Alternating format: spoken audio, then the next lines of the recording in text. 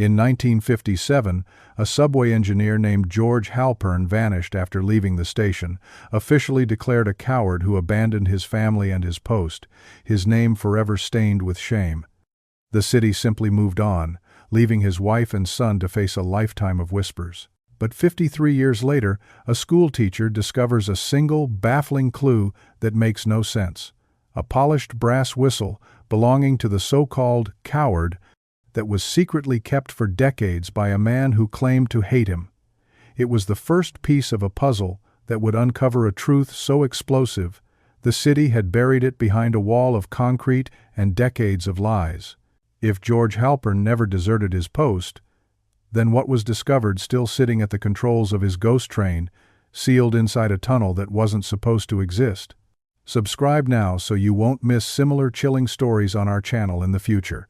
And tell us where you're watching from and what time it is there. We love seeing where our audience tunes in from. The air in the attic was thick with the ghosts of things left behind. For 61-year-old Margaret Ellis, it was a space she had avoided for nearly a year, ever since her father's passing. Every box was a sarcophagus of memory, every dusty sheet a shroud over a life she thought she knew. Dust motes danced in the single beam of September sunlight, slanting through the grimy window, tiny, shimmering souls in a forgotten world. She was a schoolteacher, a widow who understood the quiet weight of history, but this was different. This was her own. She ran a hand over a stack of yellowed newspapers, the headlines announcing events that had once shaken the world but were now just brittle artifacts. It felt less like cleaning, and more like an excavation of a man she had loved, but never fully understood. Her father, a man of rigid principles and even more rigid silences, had left behind a legacy of order and duty. Or so she thought. Tucked away in the darkest corner, beneath a canvas tarp stiff with age, sat a small wooden chest she didn't recognize. It wasn't like her father to keep things hidden away without a label. His entire life had been catalogued, from his military service records to the receipts for his first car. This chest was an anomaly, an unwritten chapter. With a soft grunt, she dragged it into the light. The hinges groaned in protest as she lifted the lid, releasing a scent of cedar and something else. A faint, metallic tang mixed with the dry scent of old wool. Inside, nestled on a bed of faded tissue paper, was a conductor's scarf from the 1950s. Its dark fabric still surprisingly rich in color. It was neatly folded, a relic from the city's golden age of subway expansion, a time when men in crisp uniforms were pillars of the community. Margaret felt a strange pang of nostalgia for a time she barely remembered. She lifted the scarf, its weight surprisingly heavy. There was something wrapped inside.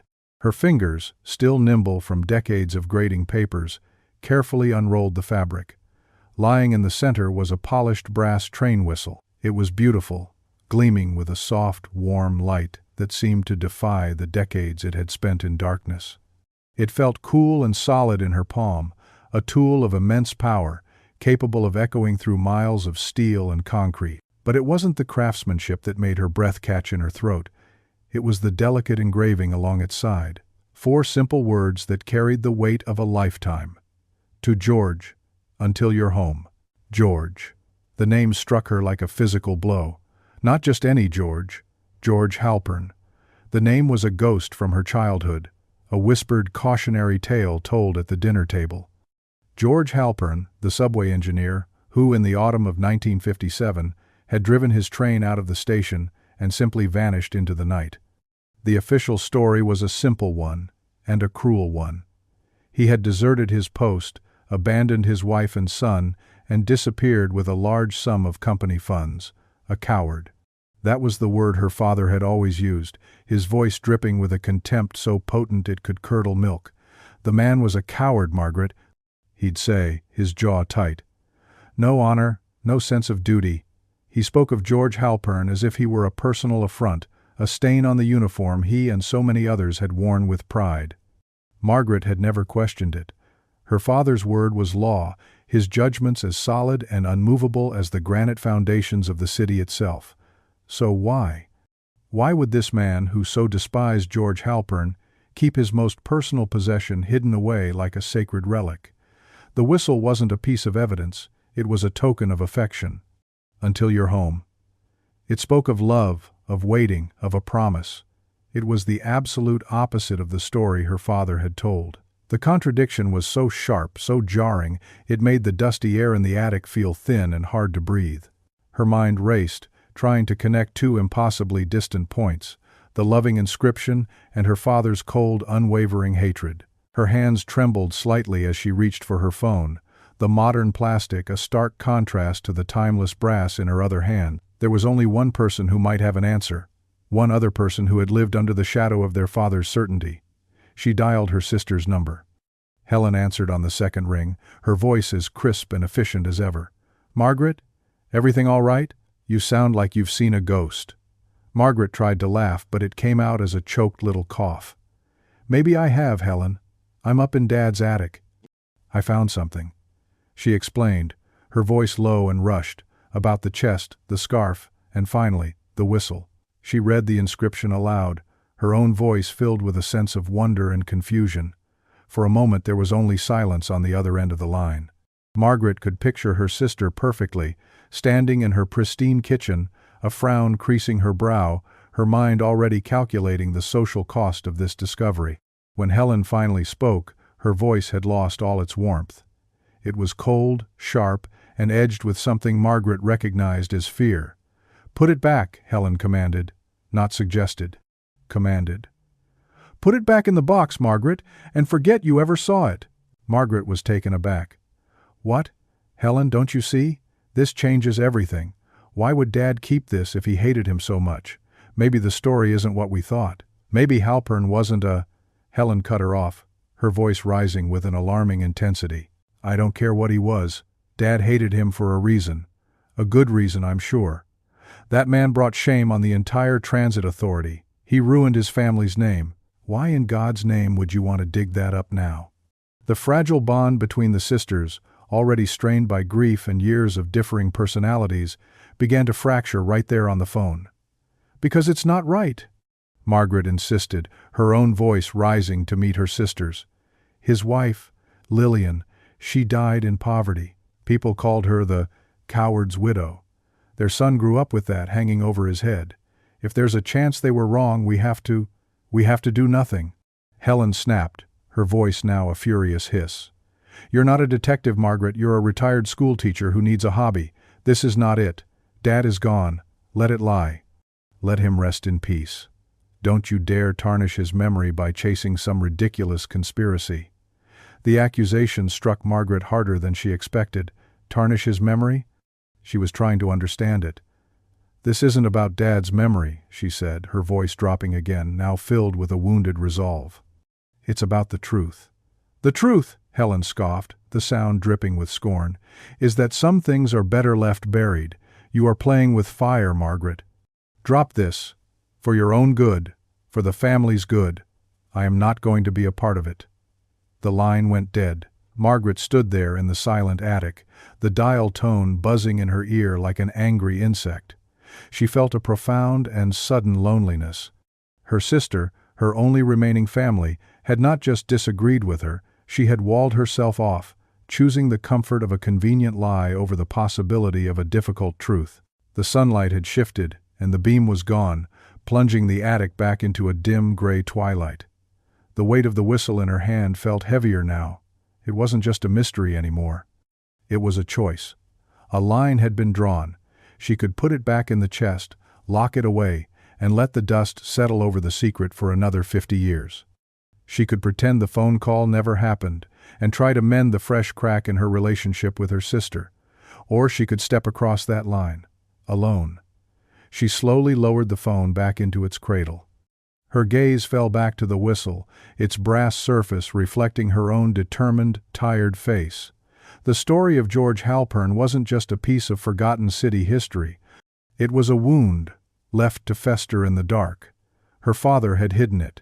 Her sister wanted it buried forever. And in that moment, standing amid the ghosts of her father's life, Margaret Ellis made a silent, unbreakable vow. If he was innocent, she whispered to the quiet dust, I'll clear his name. A vow made in the dusty silence of an attic is one thing. Acting on it in the bright, unforgiving light of day is another entirely. The trail was 53 years old, a path not just cold but frozen in time, buried under layers of official reports and public forgetting. Margaret knew she couldn't start with documents. Paper could lie. It could be altered or destroyed. But memory, however faded, sometimes held a spark of truth that no ink could erase. Her first stop was the street. Jude's home for retired city workers, a sprawling brick building on the city's edge that smelled of disinfectant and boiled cabbage. It was a place where men who had built the city with their bare hands came to wait for the end, their stories fading with each passing year. She walked the polished linoleum hallways, a world away from the grit and steel of the subway tunnels they once commanded. Most of the men she spoke to remembered George Halpern's name, but their recollections were vague, colored by the official narrative. The one who ran off, a man with rheumy eyes, offered, "Caused a lot of trouble." Another just shook his head, muttering about shame. The wall of accepted history seemed impenetrable, and a cold tendril of doubt began to creep into Margaret's heart. Was Helen right? Was she just chasing a ghost, disturbing the peace for nothing? She was about to thank the nursing staff and leave when a woman pointed her toward a man sitting alone by a window, staring out at a patch of brown grass. "You should talk to Arthur," the nurse said quietly. "He doesn't say much these days, but he was a dispatcher back then, worked the same line as your man." Arthur was a wisp of a man, his hands, gnarled with arthritis, resting on the arms of his wheelchair. His eyes, however, were surprisingly clear, a pale, sharp blue that seemed to see right through her. Margaret introduced herself carefully, explaining her connection through her father, another transit man. At the mention of George Halpern's name, a flicker of something moved across Arthur's face, not contempt, but a deep, ancient sorrow. He was silent for a long time, and Margaret simply waited, her teacher's patience serving her well. Finally, he spoke, his voice a dry rustle of leaves. George wasn't a coward. The words were quiet but landed with the force of a gavel. "I knew him. We all did. The man was rock solid. You could set your watch by him, and I mean that literally. He loved that wife of his, Lillian, more than anything. And his boy, he was always talking about his boy." Arthur leaned forward, a sudden fire in his pale eyes that defied his frail body. "George never would have run. Never. He was set up." Something was wrong with that new line they were rushing to finish, the Section 12 expansion. He'd mentioned it. A vibration, he called it. Said it didn't feel right. He filed a report. Then, poof, he's gone, and the company is calling him a thief. Margaret felt a surge of adrenaline, a jolt of pure, unadulterated hope. This was it. The first crack in the official story. "Why didn't you say anything?" she asked, her voice barely a whisper. Arthur's face sagged, the fire dimming. "We were scared," he admitted, looking down at his hands. "The company made it clear. The expansion was the future. Anyone who stood in the way was a problem. They made an example of George. It worked. We all shut up and kept our jobs." He then told her about Lillian Halpern, how the company had cut her off completely, how the other transit wives had shunned her, whispering behind her back at the grocery store. He spoke of how she'd withered, taking cleaning jobs at night, dying 10 years later from what the doctors called pneumonia, but what everyone knew was a broken heart. Their son, he said, grew up angry and resentful, a boy who had to fight his way through school against the taunts of being the coward's son. The weight of that injustice settled on Margaret like a physical cloak. This wasn't just about clearing a man's name anymore. It was about reclaiming the dignity of a family destroyed by a lie. Energized by this revelation, Margaret turned her attention to the city archives. She spent days hunched over dusty ledgers and brittle rolls of microfilm, the scent of old paper clinging to her clothes. It was a tedious, soul-crushing process. Transit reports, maintenance logs, payroll records, a mountain of bureaucratic data designed to obscure rather than reveal. But Margaret was persistent. She had spent a lifetime finding the one misplaced comma in a student's essay, the one flawed argument in a historical text. She knew how to look for what didn't belong, and then she found it. Not in a logbook, but in a tube of architectural plans for the 1957 subway expansion. It was a massive blueprint, detailing Section 12. She unrolled it on a large table, its edges cracking with age. Her eyes traced the familiar lines of the existing tracks, and then her finger stopped. There, branching off from the main line, was a spur, a short tunnel sketched in faint pencil with a note in the margin. Access Tunnel 12, B. Planned but sealed pending geological survey. It wasn't on any of the final official maps. It was a ghost tunnel, one that, according to public records, did not exist. It was a physical place, a tangible piece of evidence. Hope, bright and powerful, surged through her again. This was where she needed to look. Feeling a surge of confidence she hadn't felt in years, she made a decision that would prove to be a monumental error in judgment. Believing in process, in the inherent goodness of institutions, she decided to approach the transit authority directly. She thought a simple inquiry, a request for old survey records, would be met with bureaucratic helpfulness. She was wrong. Her request was flagged, and within a day, she received a call requesting a meeting. She found herself sitting in a sterile, glass-walled conference room high above the city, the subway lines she was studying looking like children's toys from this height. A man in a perfectly tailored suit entered the room, his smile as polished and artificial as the marble floor. "Mrs. Ellis," he said, extending a hand. "Richard Crane, head of public relations. Thank you for coming in." Crane was the picture of corporate authority, his silver hair immaculate, his voice a smooth, calming baritone. He spoke of her father with reverence, calling him a pillar of the authority, a man of unquestionable integrity. It was all designed to disarm her, to make her feel like she was among friends. But as she began to explain her research into the 1957 disappearance, the warmth in the room evaporated. Crane's smile remained, but it no longer reached his eyes. "I understand your curiosity, Mrs. Ellis," he said, his tone shifting, becoming patronizing. "Grief can lead us down unusual paths. But you must understand, the George Halpern matter is closed. It was a deeply unfortunate incident, but the facts are clear." He leaned forward, his voice dropping to a conspiratorial hush. "Frankly, and this is off the record, George Halpern was a reckless man. He nearly caused a catastrophe that night. His desertion, while shameful, likely prevented a far greater tragedy. The company's actions at the time were to maintain public confidence in the system. Every word was a carefully crafted dismissal, painting her as a grieving, meddling old woman. Then came the veiled threat. Digging up these old ghosts, it doesn't help anyone. Think of the families, Mrs. Ellis.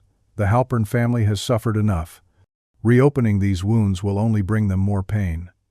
He said it with such apparent sincerity, such a performance of compassion, that for a fleeting second, Margaret almost believed him. She felt a wave of nausea.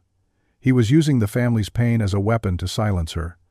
As he delivered his final, most convincing lie, "We have no records of any sealed tunnels," it was likely just a draftsman's fantasy. She saw it. A tiny, almost imperceptible gesture. With his right hand, Richard Crane reached up and smoothed his perfectly knotted silk tie. It wasn't a nervous tic. It was a movement of absolute control, a small act of self-reassurance that followed a blatant falsehood. She knew, with a certainty that chilled her to the bone, that he was lying. The meeting was over. She left the gleaming tower feeling not enlightened, but targeted. The hope she had carried in with her was gone, replaced by a cold, prickling fear. She was no longer just a curious daughter uncovering the past. She had alerted the dragon that guarded it. That night, she spread the blueprint out on her dining room table. The penciled lines of the ghost tunnel seemed to mock her, no longer a beacon of hope, but a map of a very real and present danger. She was in over her head, and for the first time she truly understood Helen's warning. Some things are better left buried. But looking at the map, she also heard Arthur's raspy voice. He was set up. The question was no longer just about finding a tunnel, it was about surviving the people who still wanted it to stay hidden. The meeting with Richard Crane left Margaret with a gnawing unease. The man's polished threats echoed in her mind, a stark warning that she was no longer dealing with a dusty, forgotten file but a live wire. She couldn't do this alone.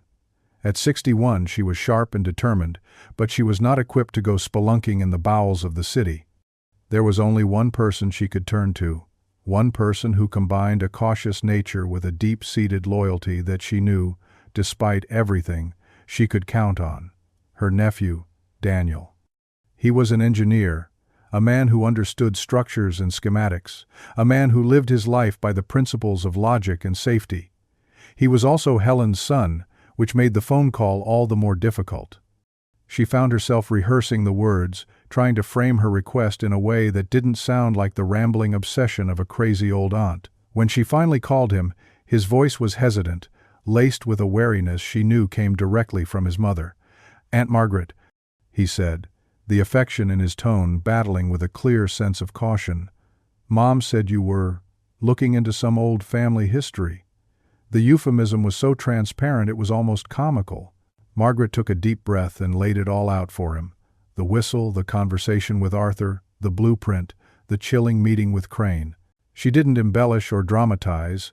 She presented the facts as she knew them, a methodical argument laid out for a logical mind. She could hear him processing it, the silence on the other end filled with the turning gears of his engineer's brain.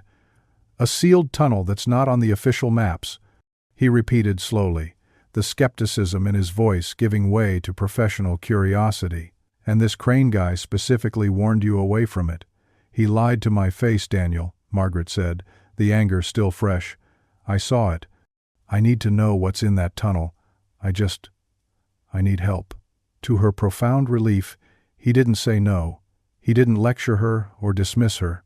He sighed, a long, weary sound that spoke of the family drama he was being dragged into, but then he said the words she was desperate to hear. Okay, I'll help you look at the schematics. But that's it, and we do this my way, safely, methodically." A wave of gratitude so strong it made her eyes sting washed over her. She wasn't alone anymore. That evening Daniel came over. He spread her fragile blueprint on the table, alongside modern subway grids he'd pulled up on his laptop. He was a force of calming competence. He cross-referenced old street names with new ones, calculated depths and alignments, and pinpointed a series of old maintenance hatches and ventilation shafts along the route of the Phantom Tunnel. "If it's there," he said, tapping a location on his screen, "the access point would have been somewhere near here, probably long since paved over." His caution was a necessary anchor to her emotional quest. "We can't just go breaking into things, Aunt Margaret. We'd be trespassing, at best." But he had already formulated a plan. He insisted on a strict safety protocol, a check-in system, he called it. His wife, Sarah, would be their topside contact. They would text her every 20 minutes. They would carry heavy-duty flashlights, a first aid kit, and a buddy rope connecting them. It was a level of preparation that both reassured Margaret and underscored the very real danger they were courting. A few days later, under the cloak of a drizzly pre-dawn morning, they stood before a rusted, graffiti-covered steel plate set into a concrete wall in a forgotten alley. It was one of the access points Daniel had identified. He worked the bolts with a wrench, the metal groaning in protest after decades of disuse. When the hatch finally swung open, it revealed a dark, gaping maw that exhaled a breath of cold, damp air that smelled of decay and stagnant water. It was the smell of a place that had been sealed off from the world, a tomb. Tying one end of the rope to a sturdy pipe and the other around his waist, Daniel went first, his flashlight beam cutting a nervous path into the darkness. Margaret followed, her heart pounding a frantic rhythm against her ribs. The descent was terrifying. The iron rungs of the ladder were slick with moisture, and the darkness was absolute, broken only by their two beams of light.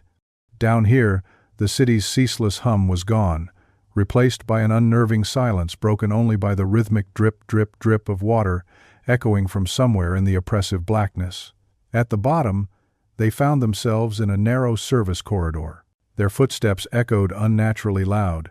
Faint metallic sounds, like the groans of stressed metal, carried on the damp air from deeper within. They moved forward slowly, Daniel in the lead, his flashlight beam sweeping back and forth. Then they saw them, tracks.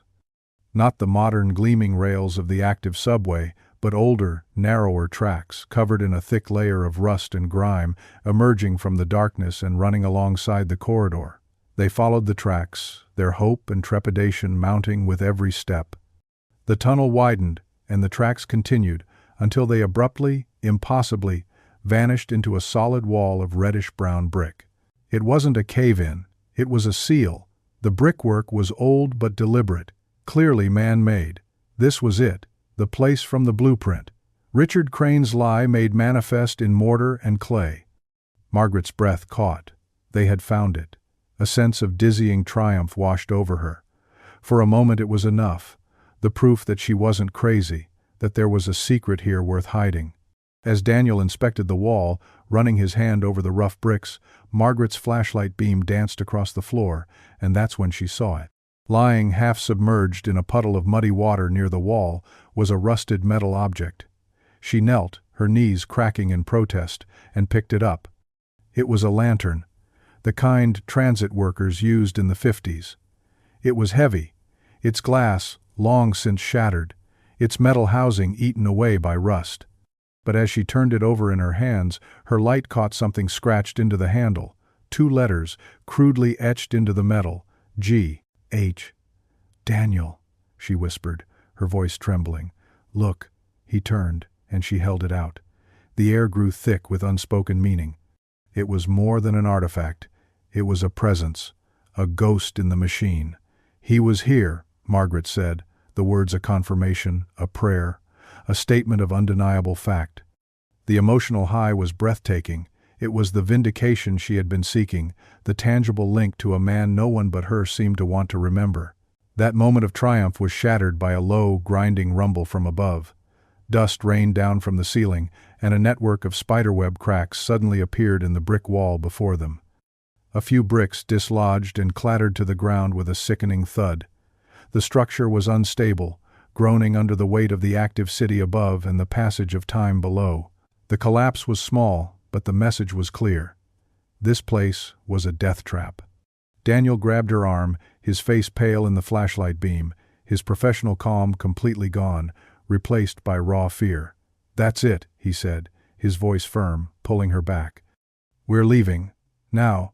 This is too dangerous. I never should have agreed to this." The sudden plunge from elation to terror was sickening. Margaret, still clutching the lantern, resisted.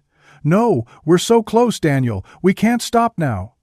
"We can, and we will," he shot back, the familial bond fraying under the immense strain.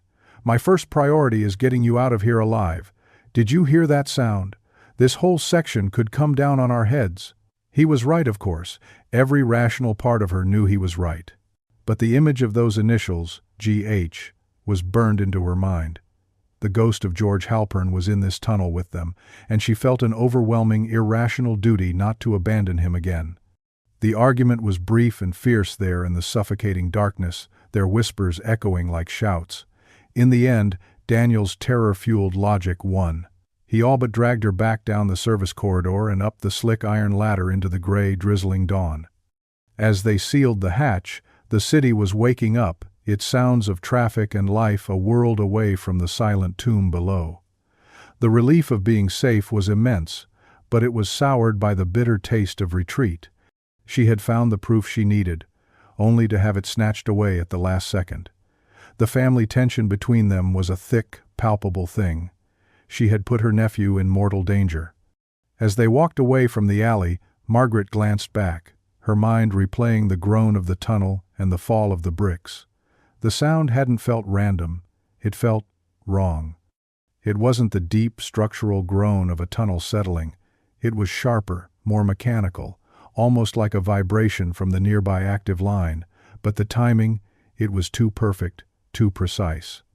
It had happened the exact moment they made their discovery. The thought was chilling and utterly insane, but she couldn't shake it. It felt less like an accident and more like a warning. The near collapse in the tunnel left Daniel shaken and resolute. He refused to go back, pleading with Margaret to let it go, to accept that some secrets were too dangerous to unearth. But for Margaret, turning back was no longer an option. The rusted lantern with George's initials wasn't just a clue, it was a relic, a silent testament demanding justice. She knew physical exploration was off the table, at least for now. If she couldn't get through the wall, she would have to find a way around it, through the one thing even more buried than a forgotten tunnel, human memory. She scoured the old transit authority rosters from 1957, her finger tracing the faded names of men who had worked alongside George Halpern. Most were gone, their names marked with a small, neat cross in the margins. But one name was not. Elias Turner. He had been George's assistant, a young man of 22 at the time, fresh on the job. According to the records, he had been the last person from the transit authority to speak with George before his final run, and most importantly, he was still alive. Finding him took weeks of painstaking work, cross-referencing public records until she traced him to a small, tidy bungalow in a quiet suburban cul-de-sac. When Elias Turner opened the door, Margaret saw not a young assistant, but a frail man in his late 70s, his shoulders stooped with a weight that seemed far heavier than just his years. His eyes, cloudy with age, widened with a look of pure, unadulterated fear the moment she said the name George Halpern. It was the look of a man who had spent a lifetime waiting for a ghost to appear on his doorstep. He tried to shut the door, mumbling that he didn't remember, that it was a long time ago. But Margaret was relentless, her teacher's voice gentle but firm. "Please," she said, holding up the rusted lantern she had brought with her. "I just want to know the truth. His family deserves that much." The sight of the lantern seemed to break something in him. The carefully constructed dam of 53 years crumbled, and his face crumpled with it. He stepped back, gesturing for her to come inside. They sat in a dim, overstuffed living room that smelled of old photographs and lemon polish. For a long time, Elias just stared at his hands, his fingers twisting a loose thread on his sweater. And then, the story poured out of him, a torrent of guilt and regret carried on a voice choked with tears. "I lied," he whispered, the words barely audible. "I lied to the inquiry. I lied to everyone." He told her that George Halpern was the best engineer on the line, a mentor who had taken him under his wing. He confirmed what Arthur had said. George had been deeply concerned about Section 12. He had felt a structural hum, a deep vibration under the new line that he believed signaled a critical flaw in the bedrock. He filed report after report, but his warnings were ignored by the supervisors who were under immense pressure to get the expansion running on schedule. On the night he disappeared, George had told Elias he was going to take his train on an unsanctioned run into the new section to get definitive proof of the instability before morning service began. "He told me, if they won't listen to my reports, they'll have to listen to the evidence from my wheels," Elias recounted, his eyes wet with tears. He wasn't deserting. He was trying to prevent a disaster. And then came the most damning part of the confession. After George vanished, after the company had spun its narrative of desertion and theft, Elias was called into a meeting. A very young, ambitious junior executive, a man named Richard Crane, had sat him down. Crane had been calm, persuasive, and utterly terrifying. He'd told Elias that acknowledging a structural problem would cause a citywide panic, cost the company millions, and end countless careers, including Elias's brand new one. He explained that it was Elias's duty to the city, to the company, to say that George had been acting erratically, that he'd been talking about running away, that he'd had money troubles. He'd told him what to say. "He made me into a liar," Elias sobbed, his whole body shaking. "Crane told me to do it. And I was young, and I was scared. I had a family to think of. So I did it. I buried my friend. I buried the truth." Margaret sat there, her heart breaking for this broken man, but also soaring with a feeling of incandescent triumph. This was it, the smoking gun, a living witness to the entire conspiracy. George wasn't a coward, he was a hero who had sacrificed himself for the truth. It was a perception twist, so profound it shifted the very foundations of the story she thought she knew. This wasn't just corporate negligence, it was a deliberate, malicious cover-up, orchestrated by Richard Crane himself. She felt a surge of righteous fury, a burning desire to see Crane's polished facade torn down. The emotional high was dizzying, a feeling of absolute moral certainty. She had the proof. But that feeling, that glorious, sun-drenched peak of vindication, was terrifyingly short-lived. The very next day, her world came crashing down. She had convinced a local investigative reporter to meet with Elias, to get his story on the record. But when they arrived at his bungalow, they were met not by a repentant witness, but by a locked door and a drawn shade. Later that afternoon, the reporter called her. A statement had been released by the Transit Authority's Public Relations Department. In it, Elias Turner vehemently denied speaking with Margaret. He stated that he had been harassed by a conspiracy theorist and that his original testimony from 1957 stood as the unshakable truth. He expressed his full confidence in the authority and apologized for any confusion his frail memory might have caused.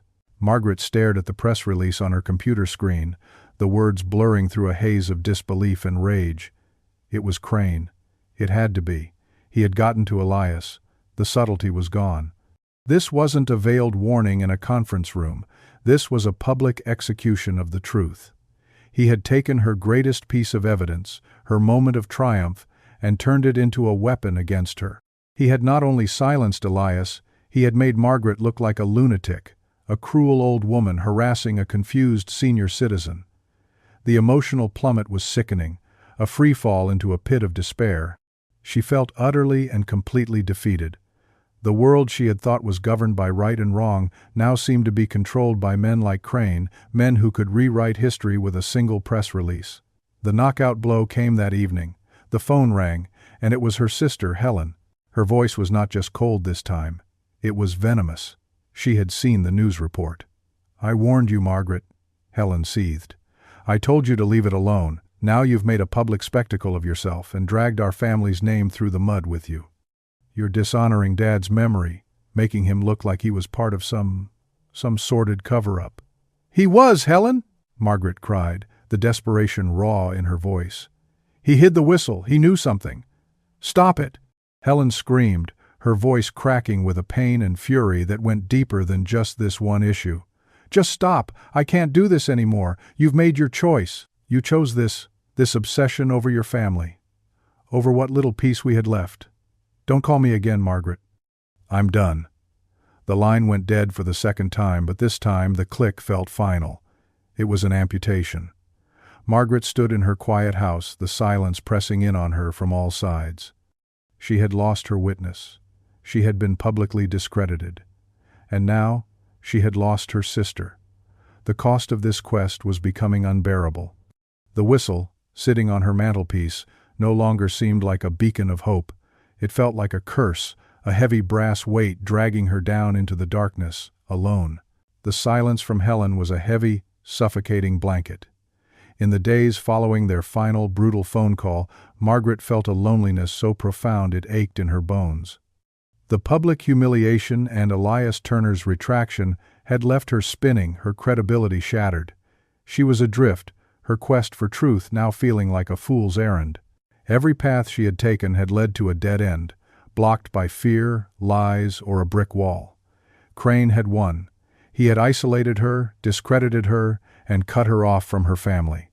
She spent a full day just sitting in her armchair, the rusted lantern on the floor beside her, feeling the cold seep of defeat. She considered putting the whistle back in its box, shoving it into the attic, and trying to reclaim the quiet, orderly life she had known. But every time she looked at the lantern, she saw the letters G.H.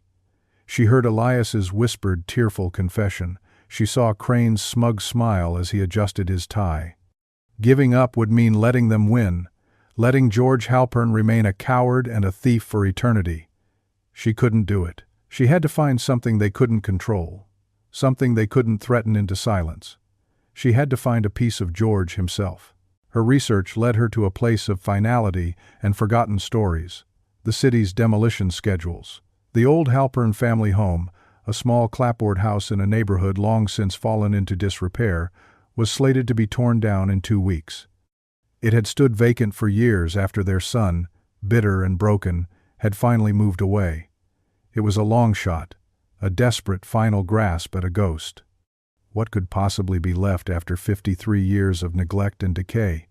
Yet, the thought of the house being reduced to rubble, taking with it any last echo of the family who had lived there, was unbearable. It was a reckless idea, a clear case of trespassing on condemned property, but Margaret felt a pull she couldn't ignore. She wasn't just a retired teacher anymore, she was a keeper of a flame, and she would not let it be extinguished by a wrecking ball. The next morning, she drove to the address. The house was a sad sight, its windows boarded up, its paint peeling like sunburnt skin. A large chain-link fence surrounded the property, plastered with warning signs. It was a place the world had already condemned and forgotten. Ignoring the frantic pounding of her own heart, she found a loose section of the fence and slipped through. The air inside the house was stale and thick with the smell of mold and damp plaster. It was a place stripped of life, yet every creak of the floorboards under her feet felt like a whisper from the past. She moved from room to room, her flashlight beam cutting through the gloom, searching for anything. A dropped photograph, a forgotten letter, some small artifact the scavengers had missed. There was nothing. The house was an empty shell, picked clean. Defeated, she found herself in what must have been the master bedroom. A single piece of furniture remained, a heavy dark wood nightstand, too cumbersome for anyone to have bothered taking. On its surface, covered in a thick layer of dust, sat a worn, leather-bound Bible. Bibles were often family heirlooms, places where people tucked away the most important pieces of their lives: birth announcements, funeral programs, pressed flowers. With a flicker of renewed hope, Margaret picked it up. The leather was cracked and dry, and the book fell open easily in her hands. She fanned through the fragile, tissue-thin pages, expecting to find nothing, but then, tucked into the Book of Psalms, she found it. A single folded piece of paper, yellowed with age, its creases sharp and definite. Her hands trembled so violently she could barely unfold it. It was a letter, written in a strong, steady, masculine hand. The ink was faded but still legible. It was dated October 12, 1957, the night George Halpern disappeared, and it was addressed to his wife, Lillian. "My dearest Lily," it began, and Margaret felt an immediate, intense pang of intimacy, as if she were intruding on a sacred moment. "If you are reading this, it means I have not returned, and the things I feared have come to pass." The letter went on to describe, in the simple, practical terms of an engineer, the vibration under the new line that felt wrong. The same hum Elias had spoken of. He wrote of his dismissed reports, of the pressure from the supervisors, of his growing fear that the company was willfully ignoring a catastrophic danger to the public just to meet a deadline. He explained his plan to take the train into the sealed section, to use the train's own instruments to record the stress on the rails. He wasn't running, he was investigating. The letter was his insurance policy, his final testimony. Margaret's eyes, blurred with tears, scanned the final lines, the words that would change everything. "I do this not for glory, but for the safety of the men who will have to drive this line and the thousands of people who will ride it. It is my duty. If I do not return, tell our son I was not a coward. Tell our son I stood for truth. I love you more than words can say. Forever yours, George." It was a bombshell. It was irrefutable, undeniable moral proof of his character, his intentions, his integrity. It was his voice, reaching out across more than half a century, speaking his own truth in his own hand. A wave of pure, triumphant joy washed over Margaret, so powerful it left her breathless. This was it. This was the key. Crane could discredit a frightened old man, but he couldn't discredit this. This was George Halpern's soul, written on a piece of paper. The high was ecstatic, a vindication so complete it felt like a physical light filling the dark, decaying room. She had found him. She carefully folded the letter, tucked it into her purse as if it were the most precious object on earth, and practically ran from the house. She had to get it authenticated, get it to the press, get it to anyone who would listen. The game had changed. But the universe, it seemed, had a cruel sense of timing. The dizzying high of her discovery was about to be met with a terrifying, stomach-churning low. That evening, as she was driving home from consulting a document expert who had unofficially confirmed the age of the ink and paper, the storm that had been threatening all day finally broke. Rain lashed against her windshield in blinding sheets, and the country road she was taking as a shortcut became a slick, black ribbon. Suddenly, her car sputtered. The engine coughed, choked, and died. She coasted to a stop on the shoulder, the world outside her windows, a maelstrom of wind and rain. Annoyed but not yet frightened, she tried to restart the car. Nothing. The engine wouldn't even turn over. She was miles from the nearest town, Her cell phone had no signal, and the darkness was absolute beyond the reach of her useless headlights. Panic, cold and sharp, began to prickle at her skin. She was a woman, alone, on a deserted road in a storm. For hours, she sat there, jumping at every howl of the wind, every crack of thunder. Finally, headlights sliced through the rain. A tow truck.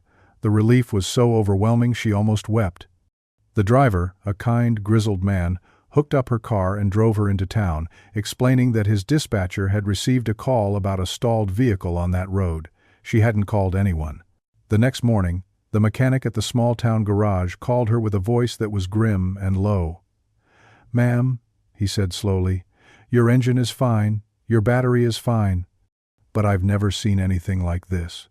Your brake line. It's been cut. Clean through. Not frayed, not rusted. Cut. And your fuel line was tampered with, crimped just enough to stall you out after a few miles. This wasn't a breakdown. Someone did this to you." The mechanic's words fell into the silence of the phone line, each one a stone dropping into a deep, cold well. Margaret stood frozen in the dingy motel room, the phone pressed to her ear. The rain on the window, the stall on the road, the tow truck that had just happened to be called to her location, it wasn't a coincidence. It was a message. Crane, or someone working for him, hadn't just gotten to Elias. They had gotten to her. They had engineered a breakdown on a deserted road in a storm, a situation designed to terrify her, to strand her, maybe worse. The danger was no longer theoretical or professional. It was brutally, terrifyingly physical. They were no longer trying to discredit her. They were trying to stop her, permanently. The letter in her purse suddenly felt impossibly heavy, a sacred truth that might very well cost her her life. The mechanic's words echoed in Margaret's mind long after she hung up the phone. Cut, tampered with. The fear was a cold, metallic taste in her mouth, a visceral confirmation that this was no longer a historical investigation. It was a war. A war against an enemy who operated from the shadows, an enemy who had just demonstrated they were willing to cross any line to keep the past buried. She drove her repaired car home, her eyes constantly checking the rearview mirror, every passing vehicle a potential threat. The familiar streets of her neighborhood no longer felt safe. They felt watched. Her quiet, ordinary life had been invaded, and the letter from George Halpern, tucked safely in her purse, felt less like a key and more like a ticking bomb. She knew the letter alone, powerful as it was, wasn't enough. It was her word against Richard Crane's, a grieving woman's discovery against the weight of a powerful city institution. She needed more. She needed the official records George had mentioned, the maintenance reports he had filed, the documents that would prove his warnings had been received and deliberately ignored. This time, she wouldn't be going to Daniel. She couldn't put him in danger again. But as she sat at her dining room table, the sheer scale of the task threatening to overwhelm her, her phone buzzed. It was Daniel. His voice was tight with a mixture of guilt and anxiety. "I'm sorry, Aunt Margaret," he said. His words rushed. "What happened in the tunnel? I got scared. But what my mom said she did. Cutting you off. It's not right. Are you okay? You haven't answered your phone." The simple, heartfelt concern in his voice broke through the wall of fear and isolation she had built around herself. Tears welled in her eyes. "No, Daniel," she admitted, her voice trembling. "I'm not okay." She told him everything, about finding Elias Turner and his retraction, about the Halpern house and the letter, and finally about the car, the cut brake line, the chilling realization that she was being targeted. There was a long, heavy silence on the other end of the line. She expected him to plead with her again to stop, to tell her it was too dangerous. Instead, what he said sent a jolt of renewed strength through her. "They're not just trying to scare you," he said, his voice now cold with an engineer's fury. "They're trying to kill you. Okay, I'm in. We're going to burn them to the ground." The shift in him was profound. Her protector had become her ally, his caution replaced by a cold, determined rage. He understood now that this wasn't about a historical mystery. It was about protecting his family from a very real and present threat. They were a team again, united not just by blood but by a shared sense of justice and danger. That night, they devised a new plan. Daniel, using his technical skills, mapped out the city's archival system, identifying the specific location where the maintenance and engineering records from the 1950s were stored. A climate-controlled, high-security annex in the basement of the municipal building. Gaining access legally was impossible. Crane would have them stonewalled at every turn. They would have to sneak in. Their point of entry would be a trusted contact Margaret had made during her initial research, a kindly senior archivist named Mr. Abernathy. He was a gentle, bookish man who had taken a shine to Margaret, admiring her dedication. He reminded her of her late husband. He had already expressed his sympathy for her cause, privately mentioning his own distrust for the polished suits from the transit authority. He was their inside man. A few days later, Abernathy agreed to let them in after hours, giving them a 90-minute window to search for the records before the night security guard began his rounds. He met them at a side entrance, his face etched with a nervous excitement. "What you're doing is right, Mrs. Ellis," he whispered, unlocking the heavy steel door. History shouldn't have secrets. He led them through silent, cavernous hallways to a restricted section, a caged-off area filled with rows upon rows of rolling shelves. "The records from 50 to 60 are in aisle 7, he said, pointing. "I'll keep a lookout from my office. But please, be quick." The air in the records room was cold and dry, smelling of acid-free paper and time itself. The shelves were packed with heavy, leather-bound logbooks. Working together, Margaret and Daniel began pulling them down, their hands quickly becoming covered in a fine layer of dust. The silence was broken only by the whisper of turning pages and the low hum of the climate control system. It was a painstaking search. Log after log was filled with mundane details: routine track inspections, signal malfunctions, payroll notations. Minutes stretched into an eternity. Just as despair began to set in, Daniel let out a sharp, indrawn breath. "I found it." He had a logbook open, its pages filled with the familiar, neat script of official reports. But these were different. He pointed to a series of entries from the summer of 1957, all concerning Section 12. There they were, in black and white. 3 separate reports signed by George Halpern, detailing unusual seismic vibrations and recommending an immediate halt to construction pending a full geological survey. And stapled to the back of the final report was a reply memorandum, signed by a construction supervisor. It was a single, chilling sentence. "Per directive from management, all seismic concerns regarding Section 12 are to be disregarded. Proceed on schedule." It was the proof, the explicit, undeniable order to ignore the danger. But then, as Margaret leaned in to read the supervisor's signature, she noticed something else. Across the bottom of several pages, faint erasures were visible under the harsh fluorescent light. Someone had gone through these logs and attempted to scrub certain entries. Carefully, using the edge of a pencil to create a rubbing, they revealed the words that had been removed. They were references to other incidents, other reports on the same tunnel, filed by other engineers. George hadn't been the only one. He was just the one who wouldn't back down. The cover-up was bigger, deeper, and more sinister than she could have ever imagined. It was a moment of supreme emotional triumph, the feeling of holding the absolute, unvarnished truth in her hands. That exhilarating peak was shattered by a loud metallic clang that echoed through the vast, silent room. The heavy gate to the records annex had swung shut. A key turned in the lock. They were trapped. They rushed to the gate, their hearts pounding. Through the bars they could see Mr. Abernathy standing there, his kind, bookish face now a mask of pale, sweating terror. And standing beside him, his hand resting on Abernathy's shoulder in a gesture that was both supportive and menacing, was Richard Crane. "I'm so sorry, Mrs. Ellis," Abernathy stammered, his voice trembling. He told me they knew about my son's troubles. He said he could make it all go away." The betrayal was so sudden, so complete, it felt like a physical blow, knocking the air from Margaret's lungs.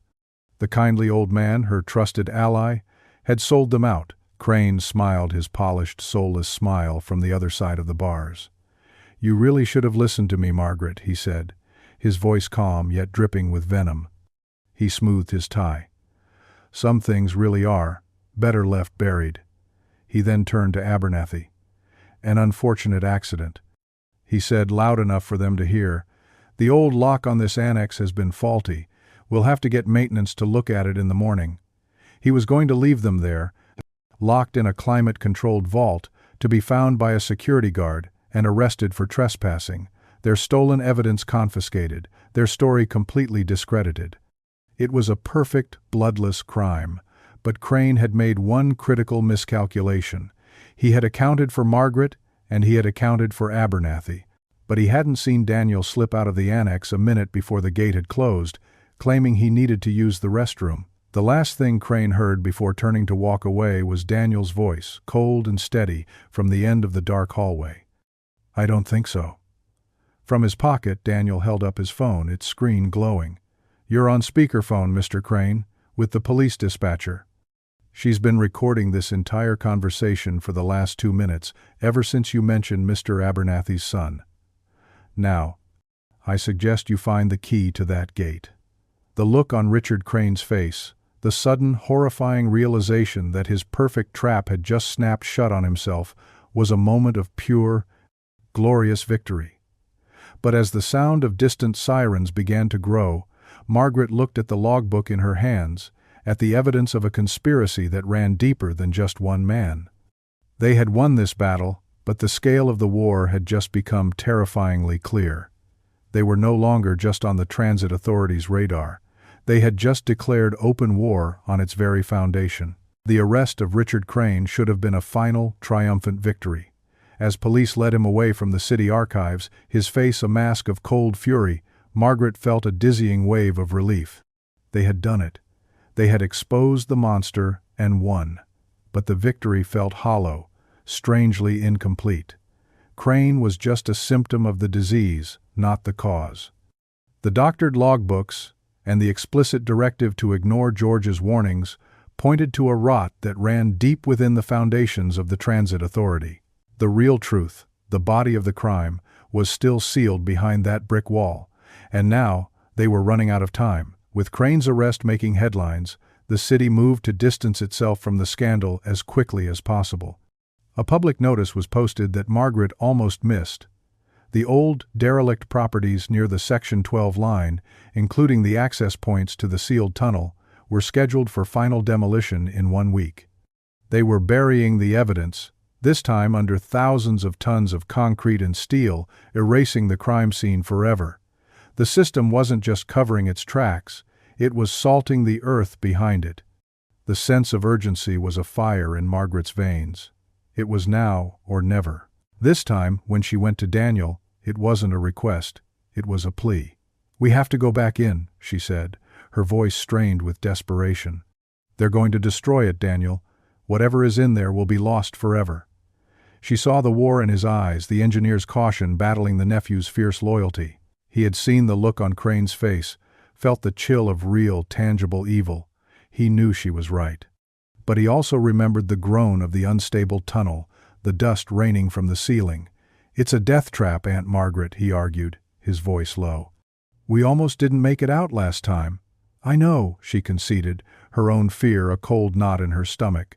"But what choice do we have? We have the letter, we have the logs, but we don't have him. The world needs to see. They need to see he never ran." This was her flawed, reckless decision, the one driven by pure, heartfelt desperation. She was asking her nephew to risk his life, to enter a place they both knew was structurally unsound, all for a ghost. Any rational person would have taken the evidence they had and fought the battle in the courts. But Margaret's fight wasn't just legal, it was moral. She needed to bring George Halpern home. Daniel looked at her, at the unwavering resolve in his aunt's tired eyes, and he knew he couldn't let her do it alone. With a heavy sigh that was part resignation and part grim determination, he nodded. "One last time," he said, "and we do it tonight. We won't get another chance." The return to the dark, forgotten alley felt different. The air was charged with a sense of finality. They worked in silence, prying open the same rusted hatch, the familiar groan of the metal, a somber greeting. The descent down the slick iron rungs was faster this time, fueled by adrenaline and a terrifying sense of a ticking clock.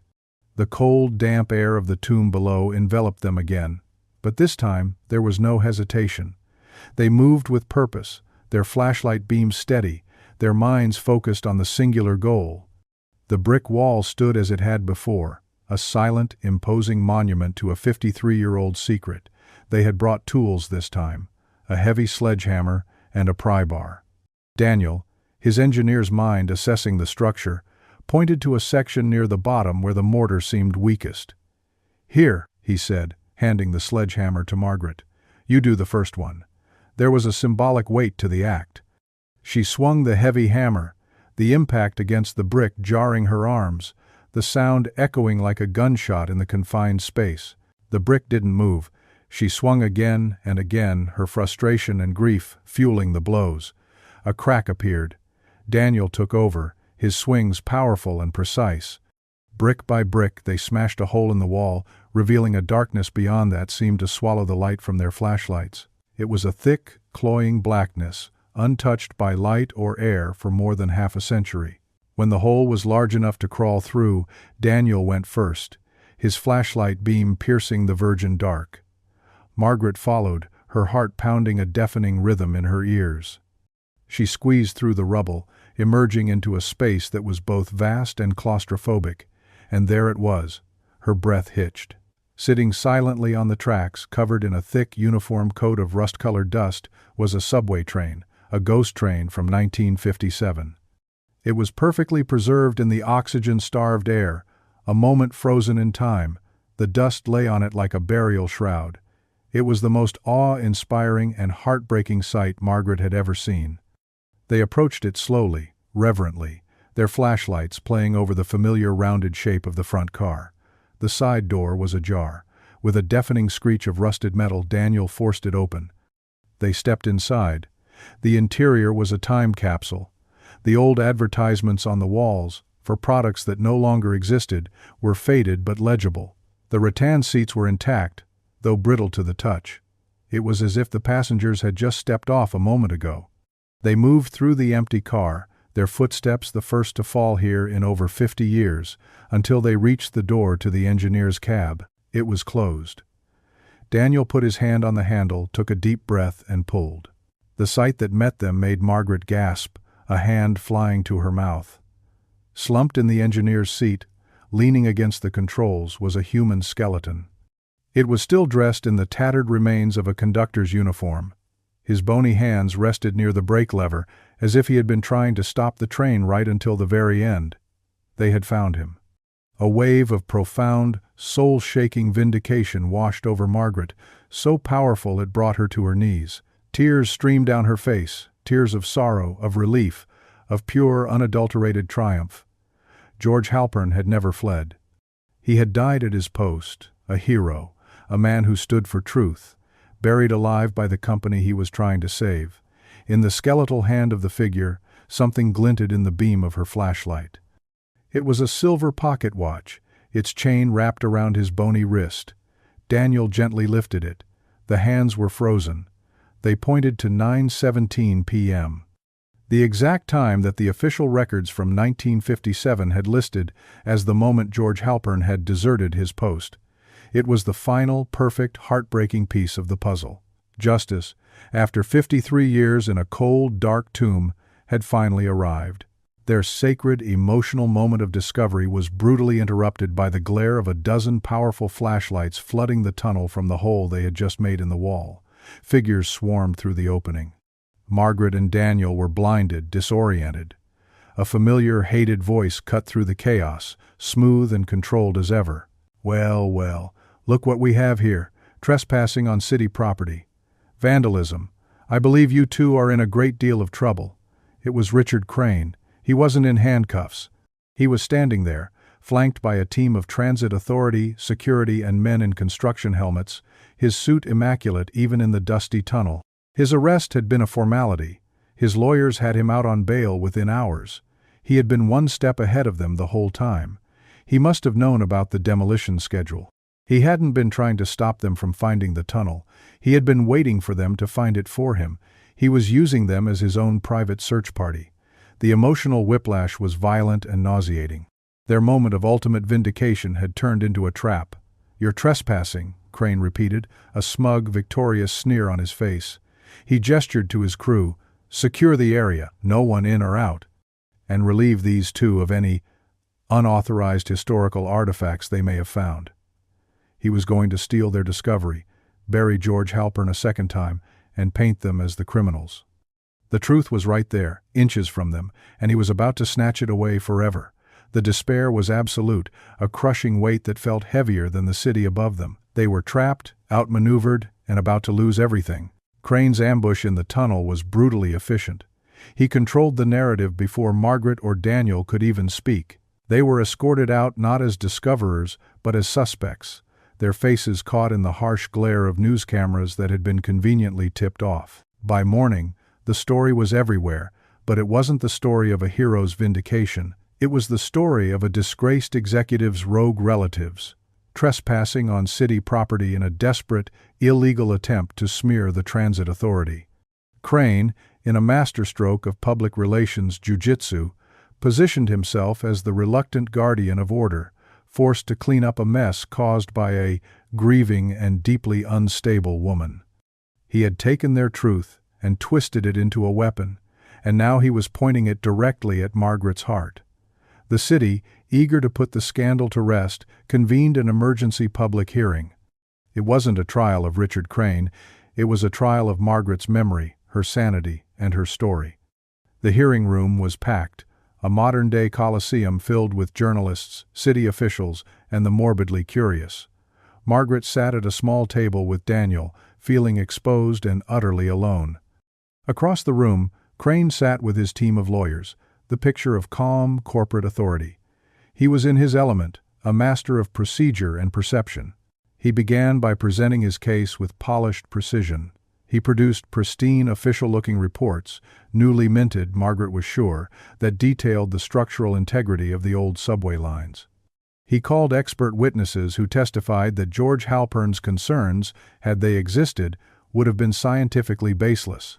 He painted Margaret not as a truth-seeker, but as a woman haunted by her father's legacy, projecting her own guilt and unresolved grief onto a tragic but closed chapter of city history. "Mrs. Ellis is a victim of her own obsession," Crane said, his voice dripping with condescending pity. "She has taken a simple case of a man abandoning his post, a tragedy for his family, to be sure, and spun it into a grand conspiracy. It is sad, but it is also dangerous." The room began to turn against her. Margaret could feel it, the shifting of bodies in their seats, the skeptical murmurs, the averted eyes. They didn't see a woman fighting for justice, they saw a crazy old lady. The emotional low was a suffocating, crushing weight, the feeling of drowning in a sea of polite, institutional lies. The crowd, the very public she was trying to save, was choosing the comfortable lie over the inconvenient truth. And then Crane delivered his coup de grace. He called a final surprise witness to the stand. The defense calls Helen Ellis. Margaret's head snapped up in disbelief. Helen. Her sister walked to the witness stand, her face pale and set, refusing to meet Margaret's eyes.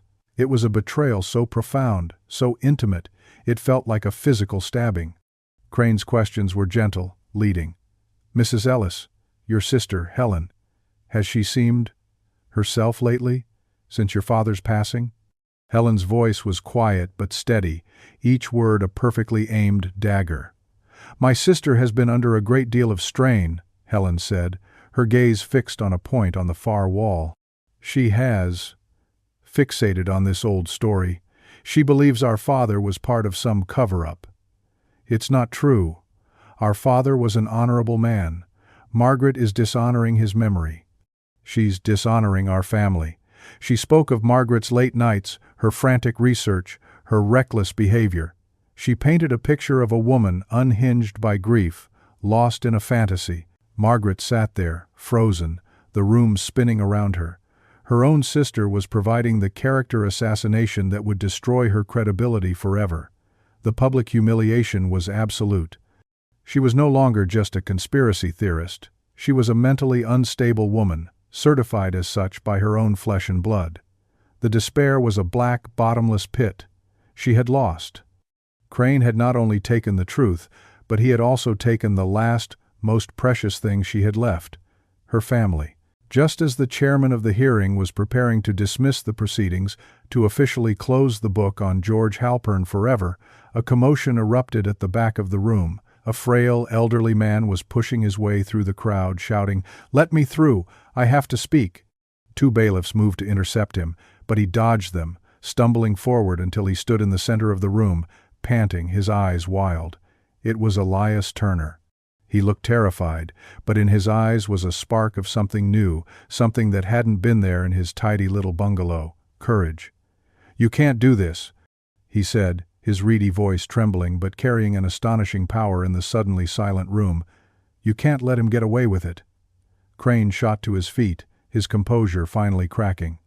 "This man is a known prevaricator. He has already given a sworn statement. He has no standing here." But Elias ignored him. His gaze was fixed on Margaret, a look of profound, gut-wrenching apology in his eyes. "I was a coward," he said, his voice growing stronger.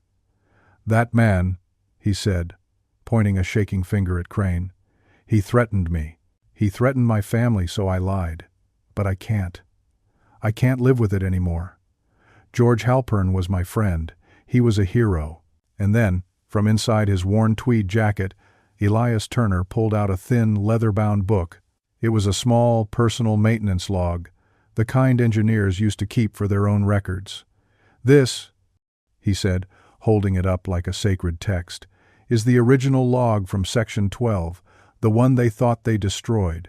A gasp rippled through the room. "I was supposed to shred it back in 1957, but I couldn't. I stole it. I've kept it hidden for 53 years. He opened the book, his gnarled fingers tracing the lines of faded ink. "George's reports are in here." But he wasn't the only one. Elias's revelation was a bomb, and what came next was the shrapnel that would tear Crane's world apart. "You see," he continued, his voice now ringing with the clarity of a prophet, "the cover-up.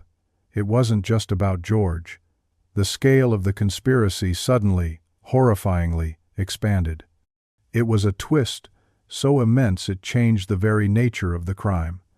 Elias read from the log, his voice shaking with the weight of the names. He read about a collapsed scaffold that had crushed a worker, an incident officially recorded as a slip and fall. He read about a faulty ventilation system that had sickened a dozen men, their ailments dismissed as the flu. He read about at least 4 other major accidents, all directly related to the rushed construction of Section 12, all systematically buried, their victims silenced or paid off, their records scrubbed. George Halpern's case wasn't isolated. It was the linchpin of a massive, decades-long cover-up, a conspiracy not just to hide a structural flaw, but to hide a trail of bodies. Richard Crane hadn't just silenced a single hero. He had spent his entire career standing on the graves of forgotten men. The hearing room erupted into chaos. Reporters were shouting questions. City officials were on their feet, their faces masks of shock and dawning horror. 2 uniformed police officers, who had been observing the hearing, now moved toward the defense table, their expressions grim and purposeful. Crane stood frozen, his face ashen. The polished mask had shattered, revealing the desperate cornered rat beneath. His lawyers tried to intervene, but it was too late. The truth, in the form of a small stolen logbook, was finally out, and it was ravenous. As the officers placed him in handcuffs, Crane did the only thing he had left. His hands, cuffed behind his back, twitched. His head made a small, reflexive movement. He tried to smooth his tie, but there was no tie to smooth. The gesture, his tell, his final act of controlled deceit, was now just a pathetic, meaningless tick. And in that moment, everyone saw him for what he truly was: a liar, a monster, and a man who was utterly and completely finished. Margaret watched him being led away, the sounds of the room fading into a dull roar in her ears. She looked across at Elias, the coward who had become a hero, and then at her sister Helen, who sat alone, her face buried in her hands, weeping. They had won. Justice had been served. But the cost, she knew, was a wound that would never fully heal. The fall of Richard Crane and the Transit Authority was swift and absolute. Elias Turner's logbook cracked open a conspiracy that had festered for more than half a century, and the subsequent investigations revealed a culture of corruption so pervasive it sickened the entire city. Heads rolled, careers ended, and the story of George Halpern, the coward who became a hero, was emblazoned across every newspaper and television screen. For Margaret, the aftermath was a blur of interviews, official apologies, and legal proceedings. She was no longer a crazy old woman, but a civic hero, a tireless champion of the truth. But the praise felt distant, the accolades hollow. The victory she had fought for had come at a steep and painful price, a cost she felt most acutely in the profound, aching silence that now existed between her and her sister. In the end, the city did the right thing. George Halpern was posthumously cleared of all charges. His name was officially and publicly exonerated. They held a ceremony for him, not in some grand, ostentatious hall, but in a small, quiet park near the main transit station. It was a crisp autumn day, the air tasting of smoke and turning leaves, much like the one she imagined on the night he had vanished.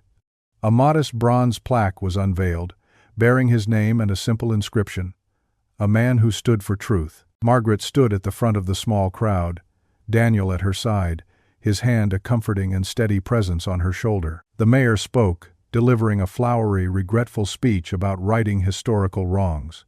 The new head of the transit authority, a woman with a strained and somber face, offered a public apology to the Halpern family, though there was no family left to receive it. Margaret listened to the words, but her mind was elsewhere. Her eyes scanned the small gathering, searching for a face she knew wouldn't be there. Helen had not come. In the weeks following the hearing, Margaret had tried to reach out. She had called, left messages, even driven to her sister's house, only to be met by a drawn curtain and an unbreachable silence. The chasm that had opened between them had not been healed by the truth. It had been widened into a vast, impassable canyon. Helen could not forgive Margaret for proving their father wrong, for shattering the carefully constructed image of the infallible patriarch she had clung to her entire life. For Helen, the truth was not a liberation, it was a desecration of memory. And for that, she could not forgive her sister. The loss was a constant, dull ache in Margaret's chest, a shadow that fell over even this bright moment of vindication. After the speeches were done and the polite applause had faded, Margaret approached the plaque alone. From her coat pocket, she took the polished brass whistle, the object that had started it all. It gleamed in the afternoon sun, the engraving as clear as the day it was made, "To George, until you're home." Her fingers traced the cool, smooth metal one last time. This small object had been a key, a burden, and now, finally, a release. She gently placed the whistle at the base of the plaque, nestled among a small bouquet of flowers someone had left. "You're finally home, George," she whispered, her voice thick with emotion. The words were a promise fulfilled, a 53-year-old journey finally at its last stop. She felt a sense of profound peace, but it was a peace laced with sorrow, a bittersweet resolution to a story that had claimed too much. She and Daniel left the park together, walking in a comfortable silence. Later that week, Daniel took the other artifact they had recovered, the silver pocket watch frozen at 9:17 p.m., and donated it to the local historical museum.